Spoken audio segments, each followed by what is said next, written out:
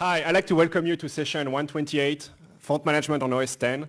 The font management on Mac OS X has changed a lot compared with Mac OS X and the font formats we supported. I think we're going to have a great session today. We'll have actually an extra guest, a special guest, I should say, from Macromedia. We'll talk about his migration from Mac OS 9 to Mac OS X and the APIs he used to replace, the whole calls he had on Mac OS 9 and go around, the limitations of a resource manager. So let's start now. I'd like to introduce Nathan Taylor, who's actually a software engineer in the type group who has been working on the font manager for Mac OS X. Nathan? All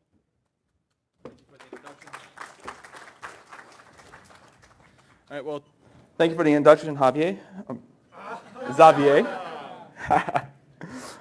Well, I'd like to announce that we've shipped Mac OS X. We've done a lot of work here getting it ready for you guys, and we can't wait to see what great applications that you will create for this platform. Today's agenda is an agenda for answering questions. We've received many questions along the road, and we hope to answer a few of them today. I'm going to start off by going into the inner workings of ATS and the font manager on OS X. Then we will go into programming examples and getting into the programming interface and getting into the nuts and bolts of the APIs that you will be using. And finally, we'll have a real-life example to spice things up. In development of ATS for Mac OS X, we had several enhancements that we wanted to make. First off, we created a specialized database for handling fonts and font data. This obviated the need to use the resource manager, and as a result, we get better performance from taking advantage of Mac OS X's kernel features. Additionally, from this approach, we get enhanced scalability. We can now handle many more fonts and many more font formats.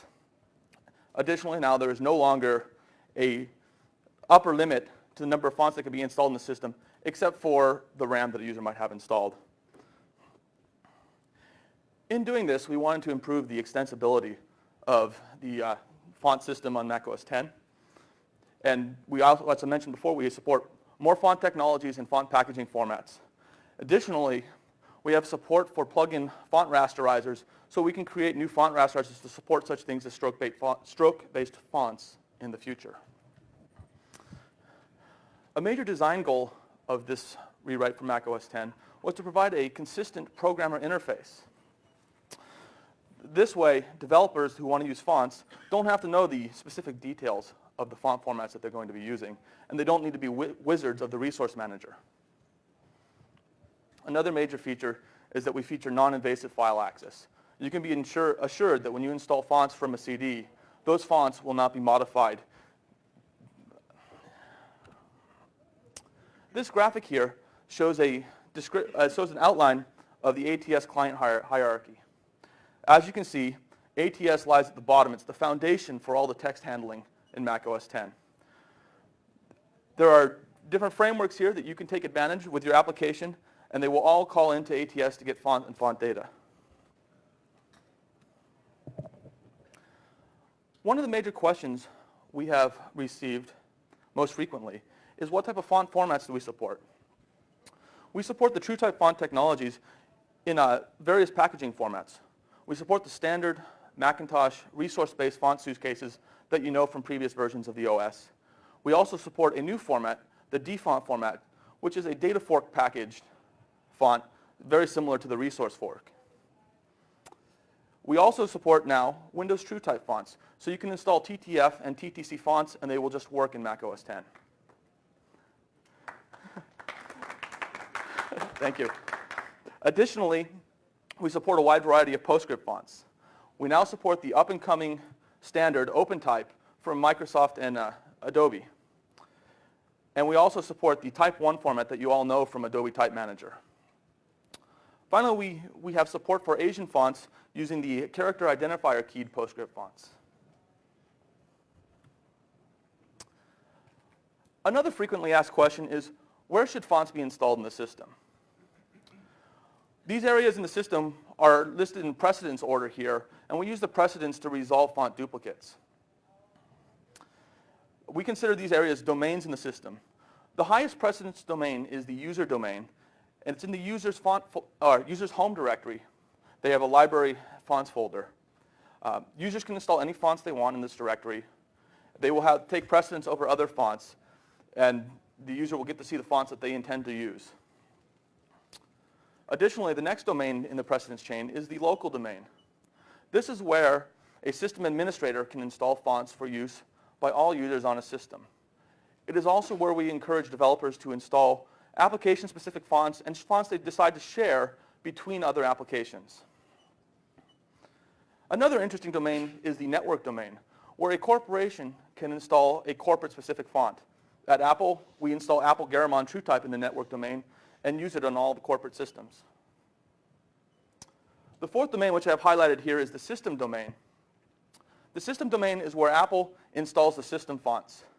We recommend that this domain not be used for installing third-party fonts or application fonts. Finally, we also support fonts from the standard Mac OS 9 system folder. These fonts will be picked up from a previous install of Mac OS 9 and used with all Mac OS 10 applications. There is a caveat to this, though. The classic applications that you run will not get to see other Mac OS 10 fonts. They will only see the fonts that are in the classic system folder. This system folder changes when a user changes their specific classic folder in the preferences panel. And one other thing I'd like to note, all of these domains are scanned and activated when a user logs in. Another area of concern is where can developers install fonts? We are actually very flexible. Fonts can be installed in almost any directory on the system and programmatically activated from an application. However, there are some recommended locations that you install your fonts. One place you might want to consider, if you are a vendor that ships multiple applications that wants to share a set of fonts, you may want to consider making an application library directory inside of the local library or a user's library to share fonts between your various applications. More specifically, if you require a specific font for your user interface, you might want to consider installing the font inside of your application's bundle. This can be programmatically activated locally only to that application, and your application will be assured that it gets the font that it needs for its UI. Additionally, we support activation from memory resident fonts and also application from resource forks.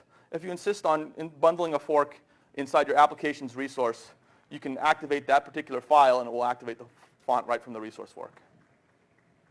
I'd like to make one note. Fonts that are activated programmatically take precedence over the fonts that are activated from the multiple domains. And above all, the local domain, when you activate a font programmatically locally to your application, you'll be assured that you will get that font. Font installation on Mac OS X is as simple a procedure as it was before. It's a simple matter of locating the font directory that you want to install the font, dragging the fonts you want installed, and dropping them in that folder. Deactivation works very similarly. Just take them out. These directories will get rescanned when you launch your application.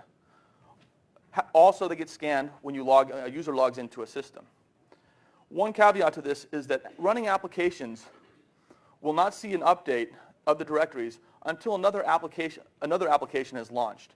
When this application is launched, it triggers a rescan of the directories. Since we have multiple domains for installing fonts, there's the issue of handling duplicate fonts. And as I mentioned before, we handle these based on a precedence ordering of the domains. The user domain takes precedence over all of the standard domains, and programmatically activated fonts will take precedence over fonts in the standard font folders. Conflicts are handled in a slightly different manner. We handle font conflicts by synthesizing an entry in the font database. This is to facilitate the fact, as I mentioned before, that we will not modify the files and support non-invasive file access. Font selection on Mac OS X works just like it did before. We have rewritten the APIs for creating the standard font menus, and they act as clients directly to ATS. Carbon developers using the Carbon framework can present their font menu in two manners.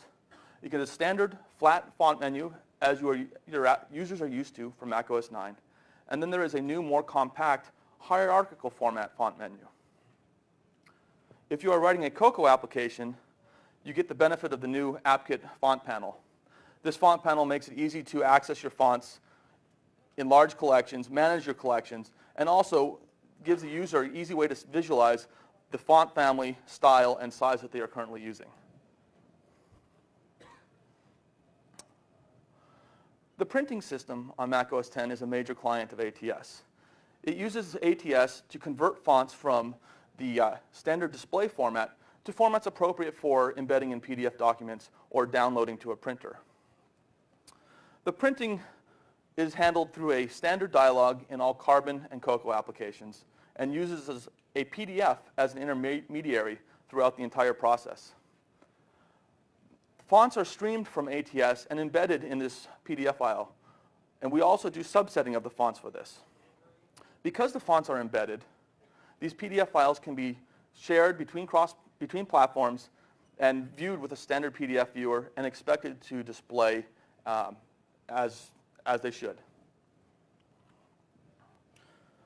Okay, I'd like to take a moment to discuss what I'll be showing in a brief demonstration here. I'll illustrate the standard font directories on Mac OS X. Then I will illustrate the methods for selecting fonts, printing and printing to PDF and exchange of PDFs. And finally, an application I have that does a local activation of a specific font.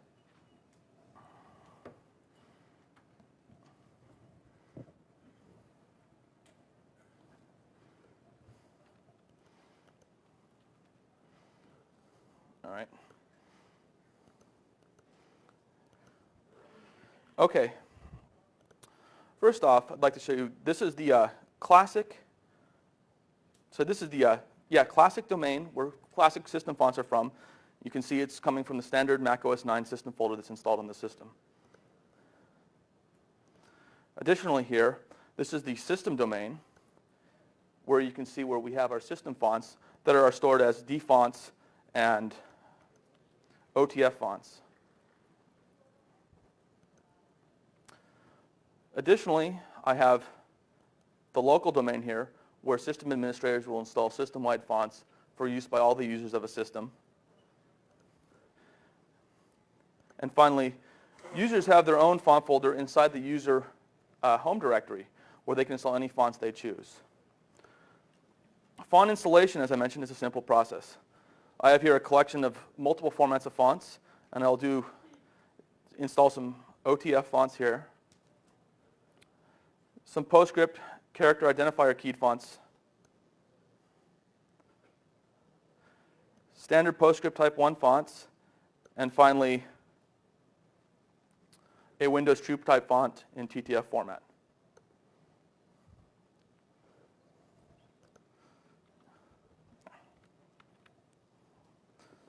Sorry, the command key on the left is broken on this keyboard and I keep forgetting it.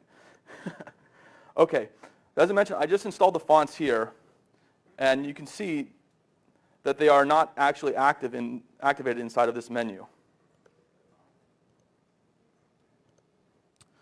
If I launch a new application, as I'm doing now, these fonts will be activated. The directory will be rescanned, and you can see an example right here. I have Arial in the TTF format, the Windows format I just installed, and it's a simple matter to use it. I can select my text and change to it. Now I have two demo apps here. This one first shows the standard flat style font menu in Carbon, and then I have a new one that I have implemented with a hierarchical style menu.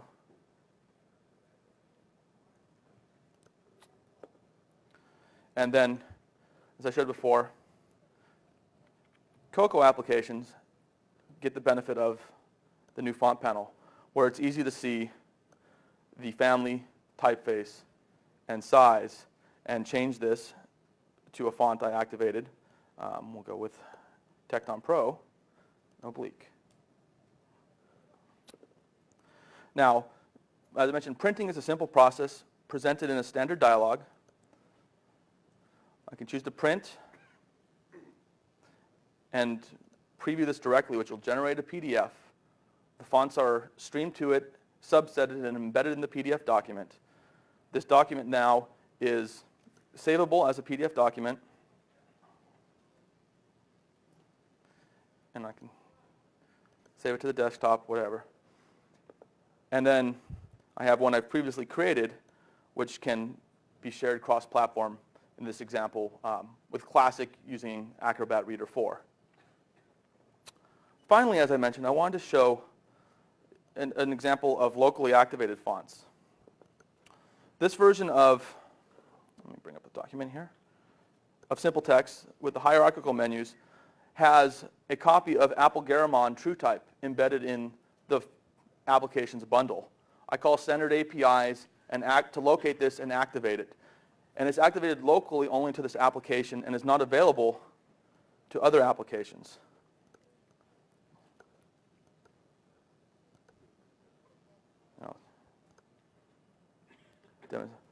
As you see, if I go to this other Simple Text here, there is no Apple Garamond. There's an Apple Chancery that came from the Classic domain. And additionally, TextEd doesn't have it either. That concludes the demonstration.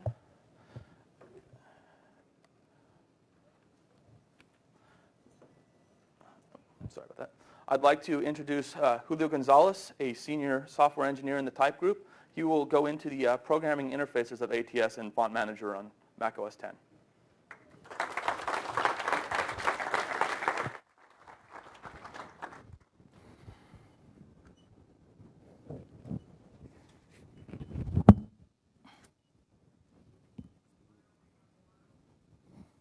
Thank you, Nathan. I'll be talking today about basically the APIs that are available to you for font management and some of the issues related to OS X. I'll start with the API sets, some concepts, tasks, especially from the point of view or from the angle of all the questions we've received as people have been bringing up their applications to run on OS X. And finally, I will touch up on some of the performance issues that might bite you, especially if you're coming from Mac OS 9. Before I get into everything, while I was writing up this presentation, I just decided, let me take a look at what font management used to be. And I opened up Inside Mac, Volume 1, and that's what I came up with. There were 7 simple APIs. Boy, do I miss those days. A lot less work, but we've come a long way, especially with 10. So let's get into it now. One of the issues or things that presented some confusion as we introduced Mac OS X is that there are 2 sets of APIs that you can use for font management. The first one being the font management, the extended font management set of APIs that are present on 9. They're also available to you or we exported by Carbon Lib, and also, of course, available in 10. But then there's a new set of APIs that some of you have seen that are part of the ATS framework. It's the header is ATS-font.h. And I want to make mention of this. This is a new set of APIs that we've created and are only available under Mac OS X. We have no plans at this point to take that back to Carbon Lib or Mac OS 9. The intent of this API was to fill in some of the gaps that were created as we moved to Mac OS X and try to address some of the system differences. Moreover, there are opportunities here in this new set of APIs to address some features that we could no longer address under the font management set of APIs. So once again, this are only available in Mac OS X. So let's get started with some of the programming concepts. First one being the font family reference. Hopefully most of you are aware of that. It's basically an opaque reference to a collection of fonts that share the same design characteristics. Then there are font references. Basically, these are opaque references to a specific strike or a specific font in that font family. Then there are containers. Containers are opaque references to where the data for the font resides. And this could get a little ambiguous as we now support different file formats for the fonts. So where does the data really live? We like to keep that, as much of it hidden from you as to prevent some confusion. And this is something, for example, that we'll try to address in the new set of APIs. Finally, there's the concept of generation. As we moved away in macOS 10 from using the resource manager to keep track of all our font data, we create our own font database. In fact, this is also present in 9. So in order to keep track of when the data changed or when fonts were added or got deleted, we have a generation seed that we can keep track of. And there are APIs where you can get the seed. So this is how you can tell when something has changed in the database. So yes, we know you still have to poll. Notification hopefully will be on the way. Okay, the next one is the data types. This has definitely caused some grief for some of the developers out there, and we'd like to take some time now to clarify this. Basically, you have data types for specifying font references and font family references. And for the font references, we have the FM font and the ATSU font ID and the ATS font ref. FM font and ATSU font ID are basically the same thing and can be used interchangeably. However, ATS font refs are not the same, even though at this moment they are the same and you can get away with it, but they're not intended to be the same thing. If you use them interchangeably, you will surely run into trouble. Same thing goes for the FM font family and ATS font family ref. Here it's a little bit more obvious, as the FM font family is at the usual signed 16-bit number, basically the resource ID, whereas the ATS font family ref is an opaque 32-bit data type.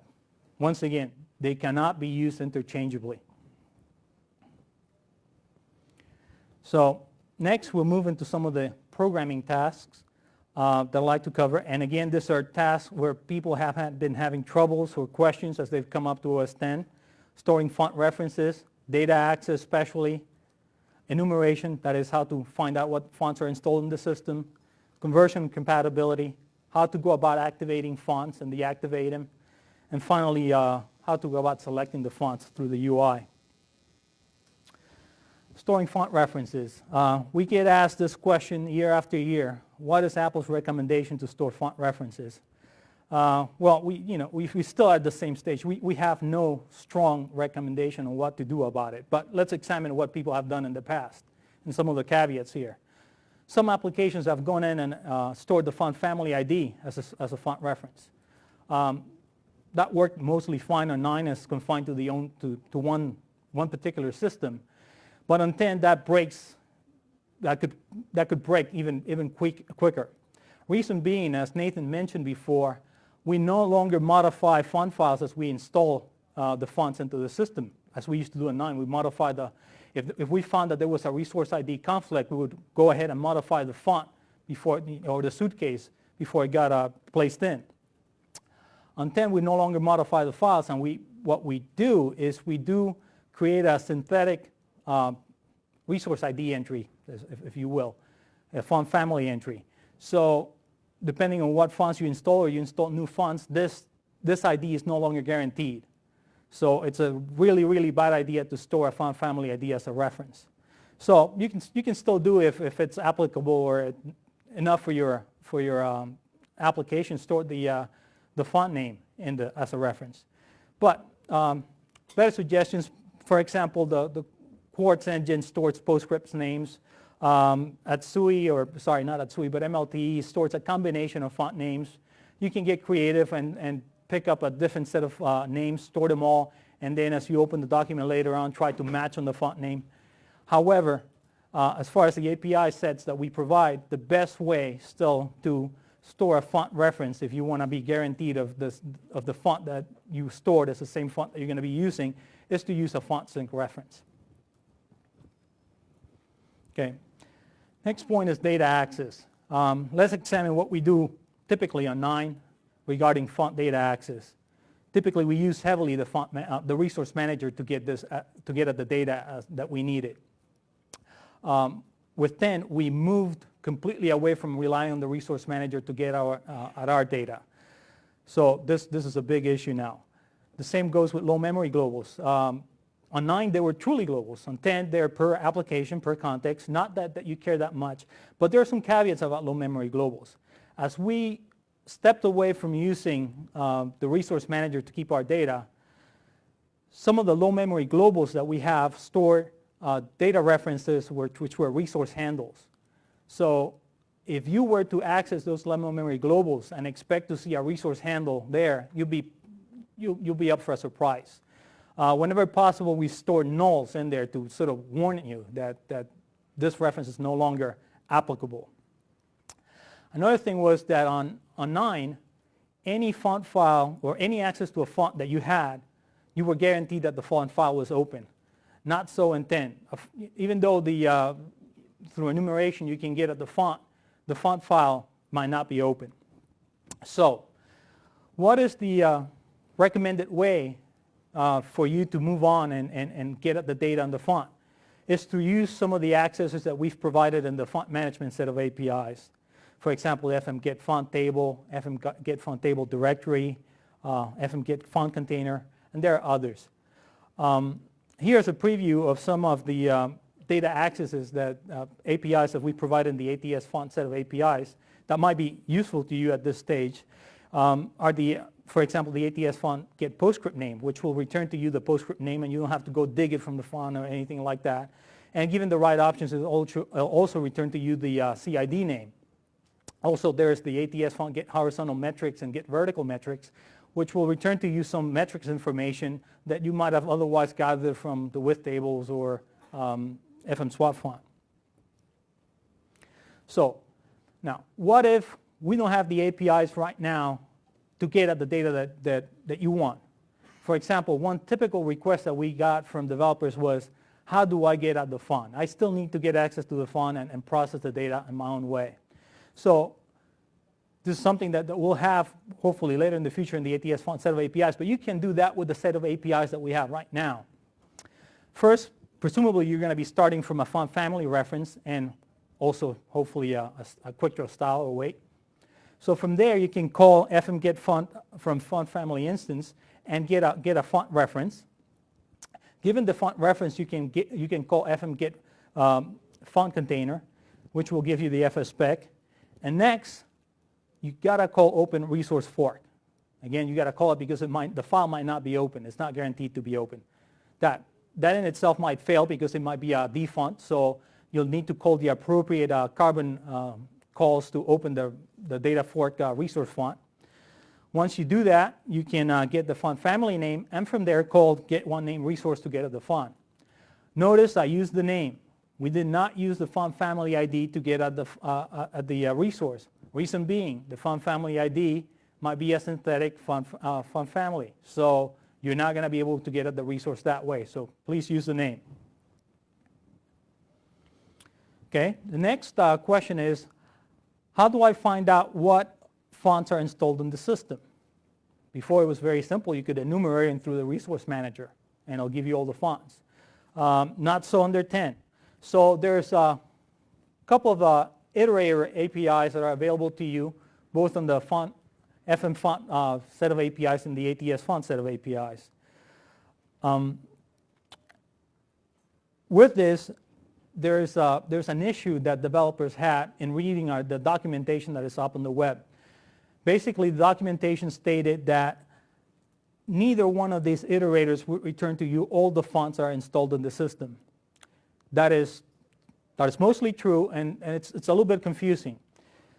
Where that statement comes from is that on 9, you can't get all the fonts installed in the system simply because on 9 we do not support data fork fonts.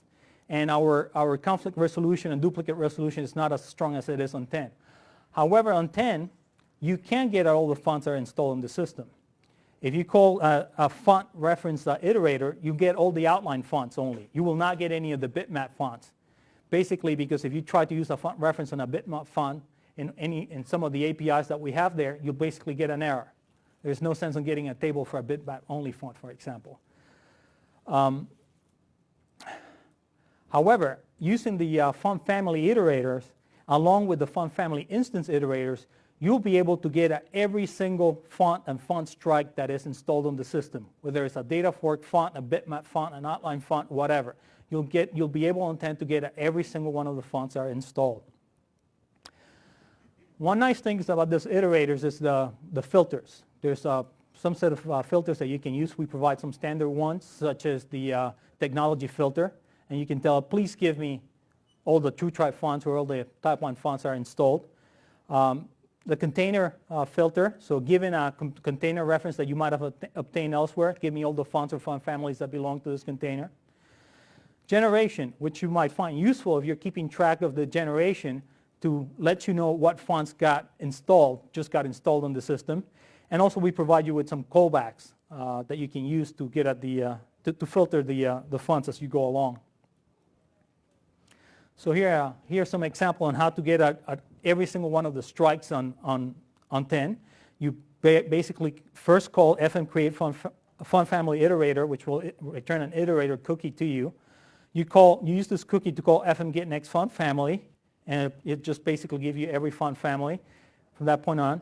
Once you have the font family, you can create a font family instance iterator. This iterator will return to you each one of the weights that are part of this family, along with any duplicates that we might have resolved. So you'll get every single font that got installed. At the end, you just dispose the iterators. One thing to note that in the while loop, we check for the errors here. One of the errors that you might get as a valid error is that the iteration is done. But another interesting error that you can get is that the font object database has changed. So as you're iterating, you can get note of this error and decide whether you want to ignore that the database has changed and just proceed, or you can reset. There's a reset call that you can call and reset the iterator and start all over again. Conversion APIs. At the moment, we only have conversion APIs that can take you all within the FN font management set of APIs from a font reference to a font family reference, a font family instance reference.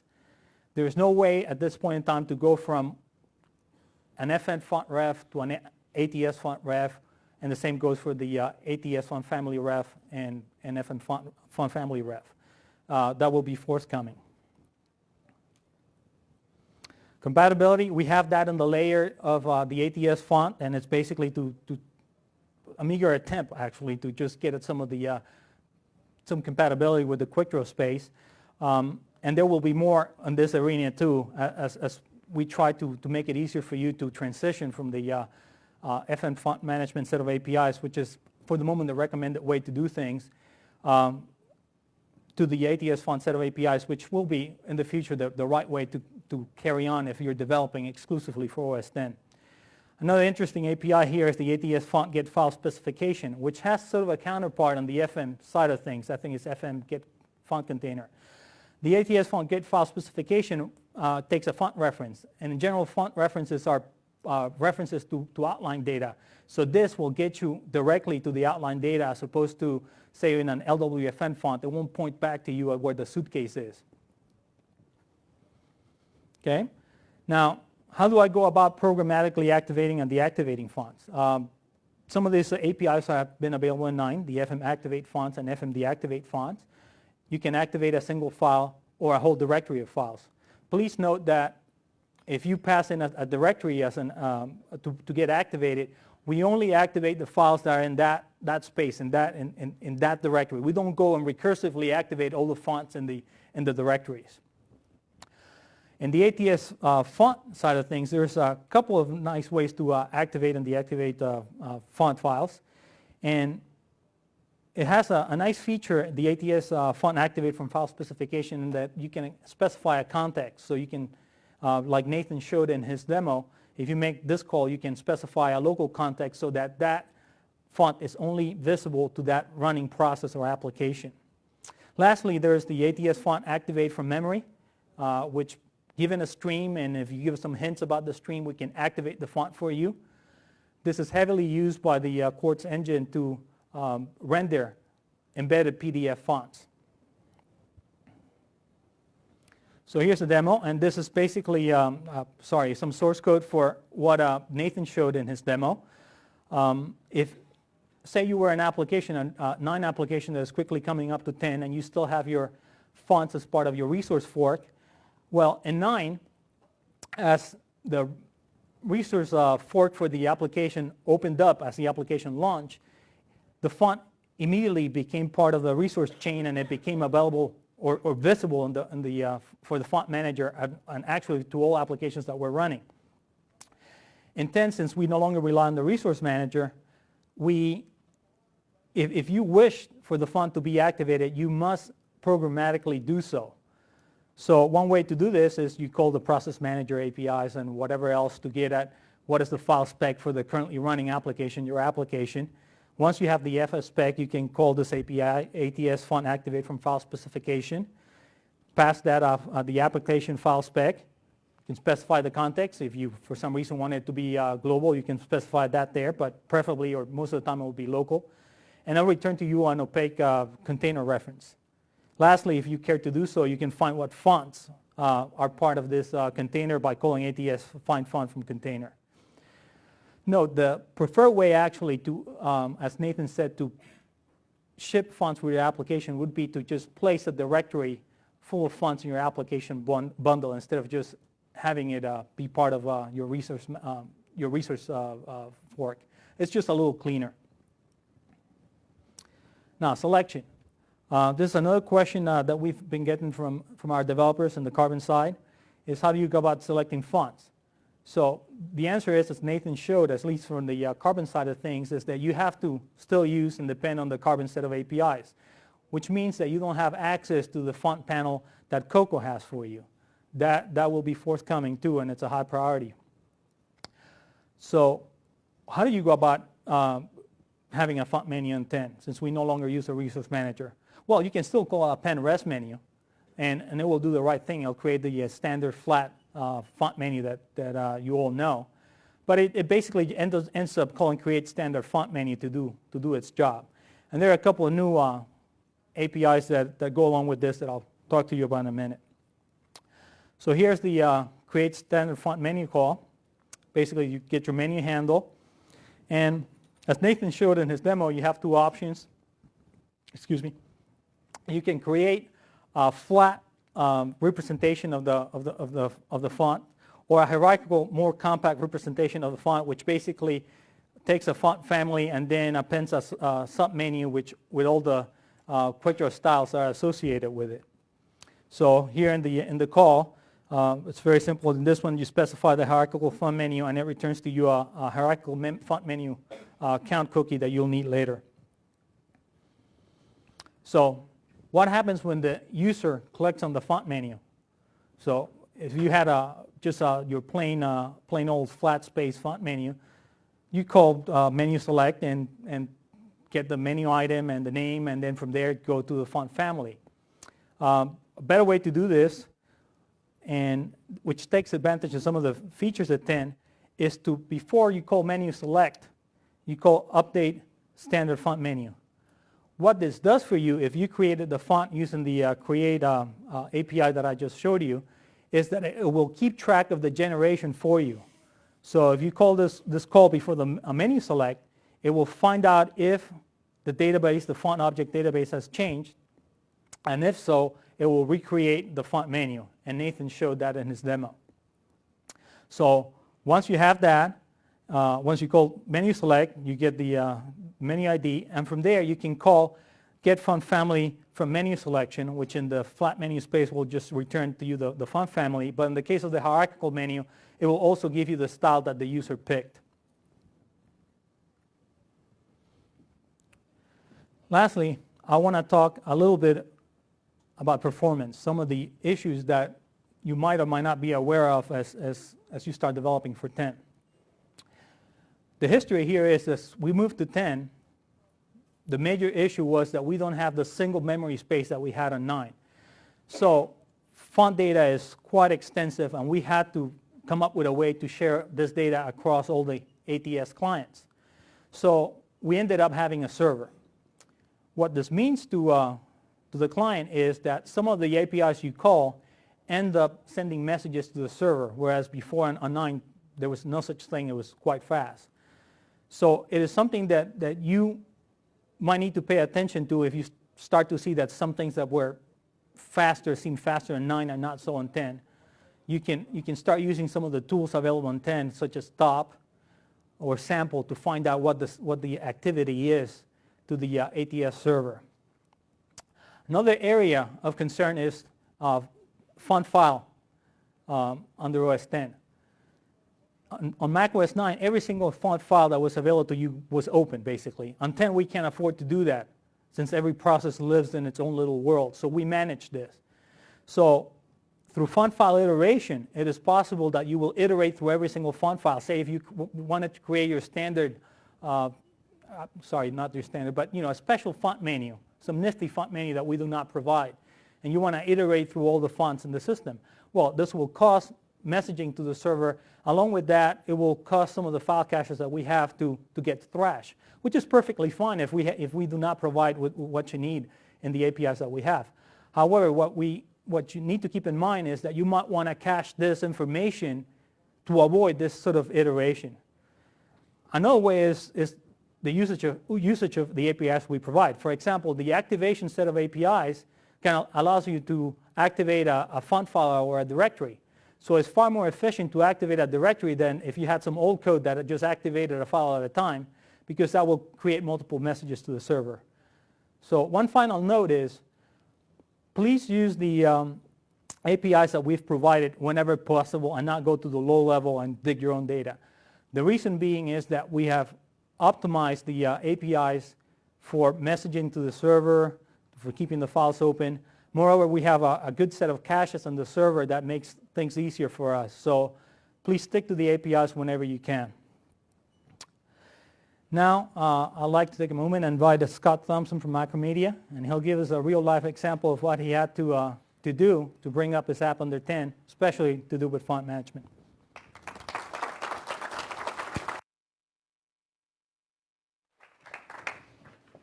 Thank you.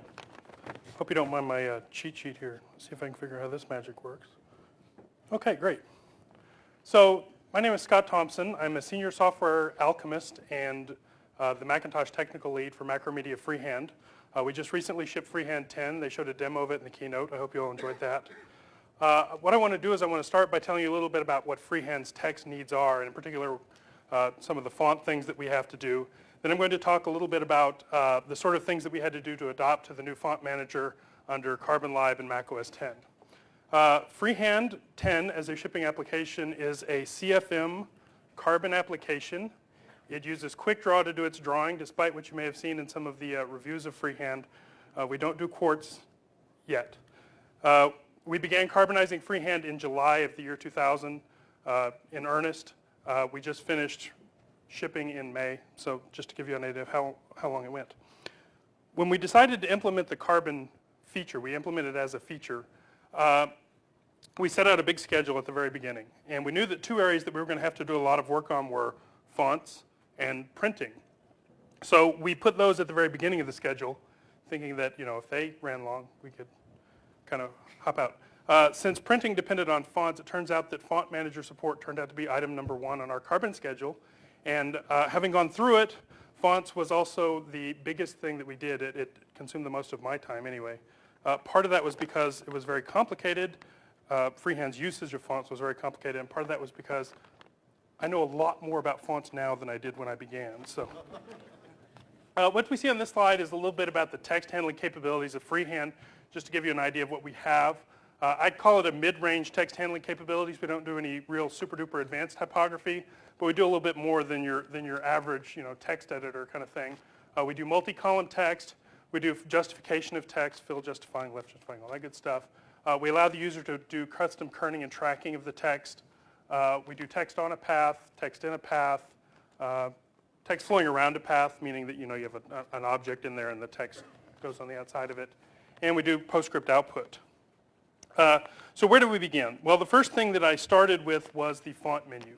Our font menu was being created by append res menu and all that good stuff. One of our big goals for Freehand was to sort of get away from the idea that all fonts had to have a resource fork, in particular a font, because one of the really nice features that you can do on Mac OS 10 that a lot of our customers are really excited about is You grab your Windows font, drag it over a Mac OS X machine, drop it in there. It shows up, it works, it's really great. So a lot of our code was geared at understanding that fonts always had a font, always had resources, and we had to get away from that. So in that vein, the first thing we did was create the font menu. It was being done through append res menu. We had to change that to use create standard font menu. We ran into one little interesting thing. In that Freehand is a quick draw application. When we created the hierarchical menu using the hierarchical option, we found out that it was adding a lot of fonts that are available to Atsui but are not necessarily available through QuickTime. So that's something you want to keep in mind. If you want to have the hierarchical menu inside of your quick draw application, you can do it, but you're going to have to use the font iterators to create your own menu and all the other good stuff. Oh my dear, what did I write? So in the vein of getting rid of fonts, or getting our reliance on fonts done, we had one interesting challenge, and the biggest challenge turned out being that we wanted Freehand 10 to continue to support Mac OS 8.6. Mac OS 8.6 doesn't have all the nice font manager routines that you have under Mac OS 9 and Mac OS 10. So we had to do a little bit of abstraction, a little bit of keeping the old code around so that it could still parse the fonts and that sort of thing. In the end, it turned out that that wasn't such a bad idea because we found some pitfalls along the way with using the font manager routines where there were differences between the information that we got back from the font manager routines and the information that you would pull out of the fonts. Some of those things have been taken care of because we reported them as bugs and the Apple engineers fixed them for us. So hopefully you'll never have to see those sorts of things. So this slide talks a little bit about the kinds of things that we used to get out of the font. We used to get font names. In particular, we were interested in the PostScript font name because Freehand downloads PostScript to the printer. We deal a lot with PostScript names. In terms of saving our font IDs, that's what we save usually is the PostScript font name. We would get glyph widths and other glyph metrics. Some of those things I had no idea what they were, but by golly, I learned. We had to get the glyph re-encoding tables. If you're downloading fonts to the printer, you have to know how the fonts can be re-encoded, the MAC encodings and all that other good stuff. And we got things like kerning pair information and other such things. We were able to find substitutes for all of these things in the new font manager APIs. For 8.6, of course, we just continued using fonts and didn't have a problem. Under Mac OS 9, we tended to lean more towards the FM font manager, the calls that are that begin with FM, and we use some of the Atsu font manager routines. And then on Mac OS 10, there are actually two cases where we had to drop to the ATS framework, load the framework out from the system. One of those was ATS find font family resource. You'll have to ask Julio later whether you should use ATS find font family resource or whether you should actually go through the thing that he had on his slide. We're probably doing the wrong thing. And then we also had another routine that called ATS activate font. Freehand has two fonts that it stores in its resource fork, and we had to activate those fonts, so we had to load that out of the Carbon bundle, or out of the bundle using CF bundle. For the PostScript names, the routines that we found particularly helpful was Atsu find font name, and let's see, no, I guess that's Atsu find font from name, and Atsu find font name. ATS, the Atsu routines give you a lot of information about how to get fonts names out of the font tables, and they're really handy for finding a lot of information. For example, I didn't know that fonts can actually contain localized font names, but you can get those using Atsu find font name. I want to warn you a little bit about the routine Atsu find font from name. We used Atsu find font from name initially in our first pass to find fonts based on their PostScript name all the time. That turned out to be a little bit of a mistake because that routine doesn't perform really well on Mac OS 9. I'm led to understand that the caching schemes on Mac OS 9 and Mac OS 10 are very different, and so as a result, it performs fine on Mac OS 10, but under Mac OS 9, you can get poor performance out of that routine. What we ended up doing was continuing to rely on the font information, trying to find the font by parsing the font first, and if that doesn't work, then we go to Atsu find font from name. That worked out really well. Glyph widths and other glyph metrics, I found replacements for those in a lot of the updated quick draw font measuring routines. Sounds really odd. You have to remember Freehand is a really old application. a lot of the stuff that we did during our carbonization was actually modernization, bring us up to the new brave new world. And so we were relying on some stuff from the font that could actually be gotten from quick draw routines from that on. Glyph re-encoding tables, I believe we get those from the font as well. If there's not a font, then we just let the printer driver handle it and go on with our lives. Kerning pair information also, I believe, comes from the font, and if the font's not there, we just skip it. The other big change that we made in freehand was finding glyph outlines. In freehand, you can take a bunch of text, convert it to paths, get the outlines of the fonts, and then do special effects on them. These are the 4 ways that Freehand 10 can actually use to get font outlines. We have our own PostScript Type 1 font parser that's inside of Freehand. We have our own TrueType font parser. We also talk to the Adobe Type Manager backend. For those of you that are going through Adobe Type Manager, I don't know if Adobe's actually released sort of a carbonized glue code for their Adobe Type Manager, but I was able to load some routines from Interface Live and actually continue to use the Adobe Type Manager backend on 9. And now we use the Atsui low-level programming interface. The Atsui stuff is actually really, really nice. It's really handy. You pass it off a set of glyphs that you want the outlines for, give it a set of callbacks, it comes back and iterates through things. So in closing, I'd like to talk about one pitfall that I ran into that you'll probably want to start thinking about. Number one, you'll notice that a lot of the high-end or the higher-end text formatting options that Freehand has can now be handled by Atsui. So if you have the choice between using your own font layout engine or using Atsui, my recommendation would be try and use Atsui first, because it's going to save us a whole lot of trouble in the future, I think. Another one that I would encourage anyone that's writing an application that uses fonts, go ahead and call the folks at Adobe and buy some OpenType fonts and start testing with them now. OpenType fonts don't have resource forks. They have special things. They don't tend to go through TrueType parsers the way you might think, because sometimes the found outlines aren't TrueType outlines. They're CFF or PostScript Type 1 outlines. And Freehand was a challenge. It was a lot of fun, and I hope that the information I provided has been useful. Okay? Thank you.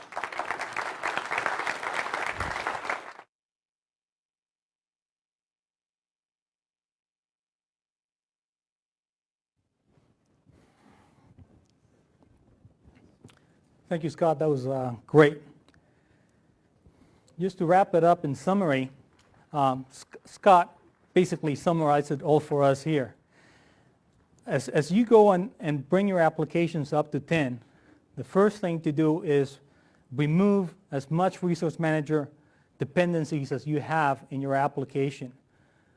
Please try to remember, just like Scott did in his app, not all fonts that are going to be present are going to have a font in there. They're not going to even have a resource fork in them.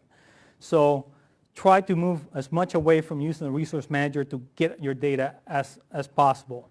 And we'll be giving you some help with that in the future also. Then, as far as the API sets that I talked about, the same as Scott did, the FM set of APIs are available to you under 9 and Carbon Live, whereas the ATS font set of APIs are just available for 10, and it's basically work in progress. That's what we want to be in the future, but we're not quite there yet. So concentrate on using the FM font set of APIs, and we're pretty certain that you can get most of what you need there. In some cases, you might have to dip down and go to the ATS font API set, but hopefully that won't have to be too much. So here are some sessions that have gone on that are related to, somewhat related to font management. There was the text session yesterday. I don't know if all of you were able to attend, but you could find that session on video, and the references that Scott made to Atsui, the Atsui set of APIs, they were talked about in this session, so you might find that useful. Coming up, there's the Using Cocoa session, and you can learn how text and fonts are handled by Cocoa. And later today on at 5, there's the International Feedback Forum, in which you can also ask us some questions that you might have that we might not have time to answer here later on. So here's some pointers for you regarding documentation. There is up on the website right now, the Font Manager technical documentation that you see there, it covers the FM font set of APIs, the extended quick draw text font manager APIs. However, there's no documentation to the ATS font set of APIs at the moment. Again, it's work in progress, and as soon as we complete it, there'll be some documentation that goes along with it. If you're interested in storing pretty good font references in your documents, I recommend that you read the FontSync technical documentation that is also there on the website. Finally, I want to make mention of something that is not on this slide, which is there's a tech note that we're working on, and we've got almost complete, which covers most of what I've talked about here today, but in far more detail. So please look for it on the website where all the technical notes are. It should be forthcoming. I don't expect it to be much longer. Finally, if something comes up tomorrow, day after tomorrow, and you need to talk to us about a feature that you want added, some problem that you have, some issue that we haven't addressed properly in our APIs, please feel free to contact Xavier Legros, who is the worldwide developer relations contact for our group, and he's got our ear pretty much to his to his devotion. He knacks us pretty good, and we do pay attention to him. He gives us a lot of good feedback.